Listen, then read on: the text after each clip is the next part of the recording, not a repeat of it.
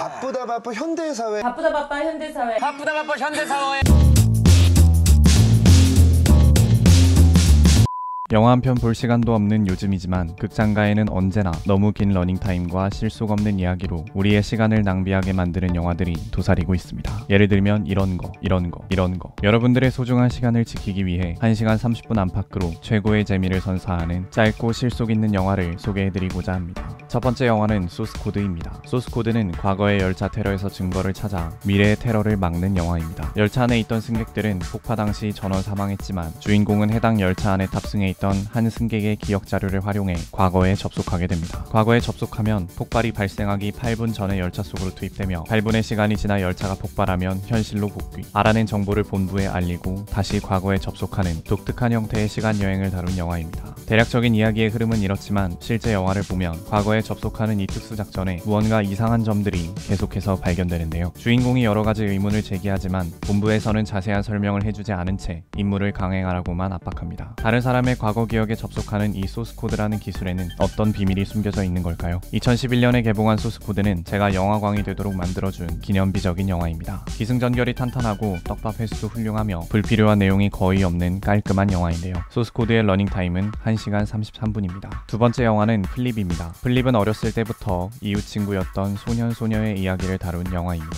플립은 옛날부터 숨겨진 명작이라고 소문이 자자했지만 저는 이 영화를 추천받을 때마다 그냥 풋풋하고 설레는 이야기를 다룰 게 너무 예상이 돼서 굳이 이 영화를 보진 않았습니다. 그러다 우연히 이 영화를 보게 됐는데 예상했던 것보다 훨씬 더 흥미진진해서 속으로 좀 놀랐던 기억이 납니다. 누군가가 자신을 좋아한다 했을 땐 부담스럽지만 막상 그 사람이 마음을 접으면 어딘가 허전해지는 모순적인 남녀 심리도 잘 묘사되어 있고 주인공은 비록 소년과 소녀이지만 어른들의 복잡한 이야기와 뼈 때리는 명언도 잔뜩 담겨있는 정말 알찬 영화인데요. 2010년 미국 개봉 당시 국내 극장에는 개봉하지 않았지만 영화 팬들 사이에서 명작이라고 입소문을 타면서 결국 7년이 지난 뒤에 한국 극장에서 개봉해버린 역주행의 신화 같은 영화입니다. 플립의 러닝타임은 1시간 30분입니다. 세 번째 영화는 첫 키스만 50번째입니다. 독특한 영화 제목을 가진 이 영화는 단기 기억력에 문제가 생긴 여성을 사랑하게 된 한 남성의 이야기를 다룹니다. 어떻게 보면 굉장히 슬픈 내용일 수도 있지만 이 영화는 그런 남녀의 사랑을 상당히 밝고 훈훈하게 그려내서 보고 나면 기분이 좋아지는 영화 중 하나인데요.